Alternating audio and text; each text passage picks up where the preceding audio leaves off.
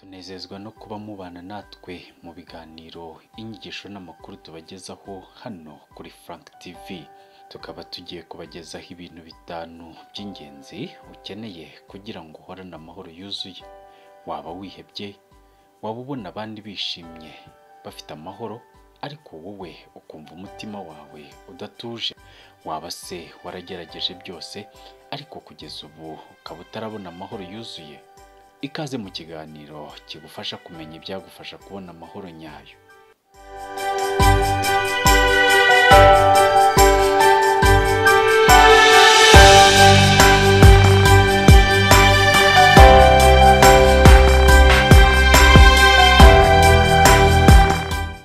Kimwe mu bintu by'ingenzi mu buzima bwa muntu agomba kugira ni amahoro, yaba yo ku mutima ndetse no mu mibereho ye.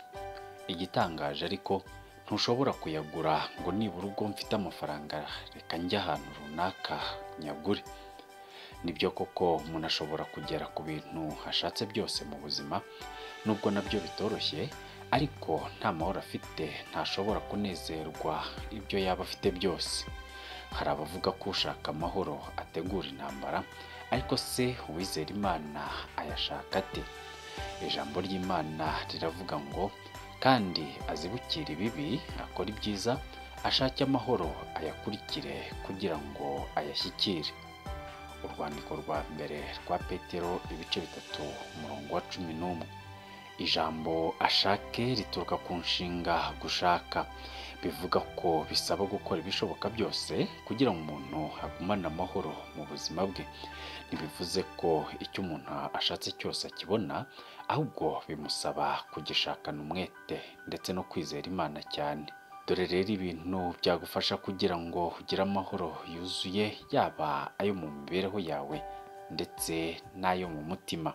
Ikintu cya mbere, ugomba kuba uriwe utigereranyije gusa n'abandi.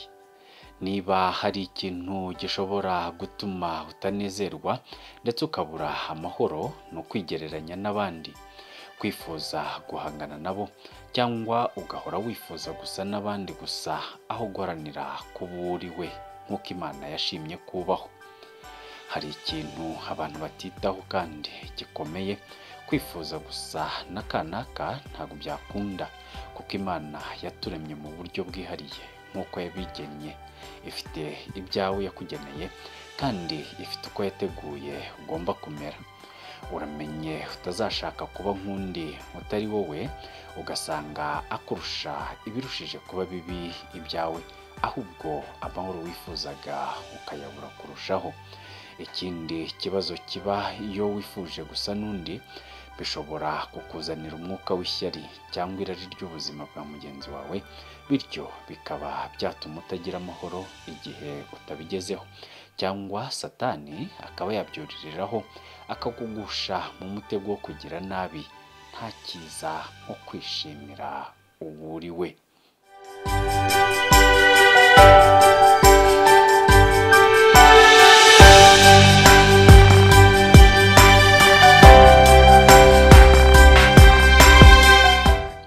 Icya kabiri ukeneye ni ukwakira imbabazi z'Imana.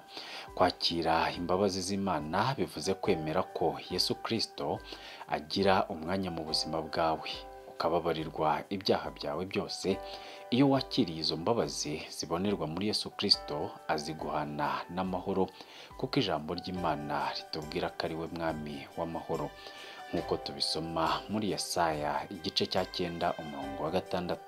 Iyo wamaze kwakira umwami Yesu Kristo ukagwa mu cyaha, ushobora kumva wiciraho urubanza bikagutera kumva nta mahoro ufite, ariko umuti n'umwe, gusanga Kristo ukamusaba imbabazi, maze nawe ukizera ko wababariwe, ariko kwakira imbabazi z'Imana, kuko ijambo ry'Imana riravuga riti nitwatura ibyaha byacu niyo yo kwizerwa, kandi ikiranukira kutubabarira ibyaha byacu no kutwezaho gukiranirwa kose.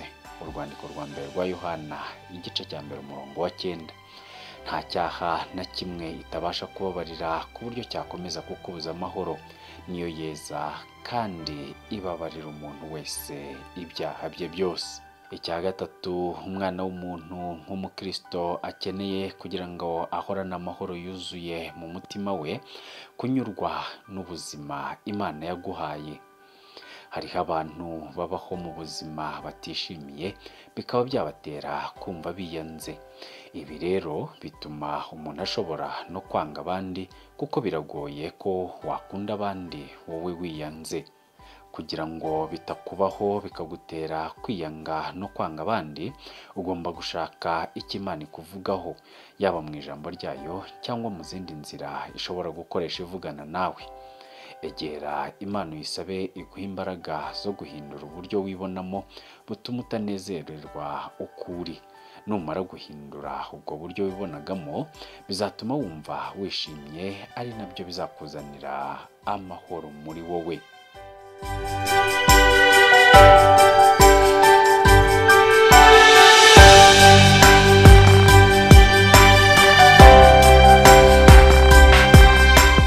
Ikindi kintu cya kane kandi cy'ingenzi ni uko ugomba kwemera abandi uko bateye. Ntukagerageze guhindura abantu ngo babe nkawe. Bose siko bazamera nk'uko umeze. Twese twavukanye imiterere n'impano zitandukanye, ndetse na kamere y'umuntu itandukanye. Bivuze ngo ntituzigera tumera kimwe. Yemwe n'uwo muva inda imwe afite umwihariko we wihariye mudahuriyeho. Uramenye utazibuza amahoro, urwana no gushaka uko yahinduka nkawe, kuko bitazashoboka.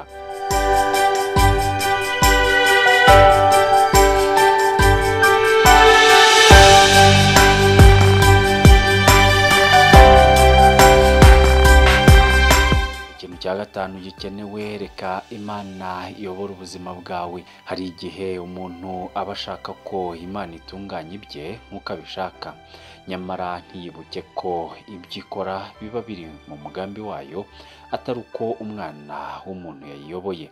Ishaka gusa ko tuyizera, tukemera imigambi ifitiye ubuzima bwacu.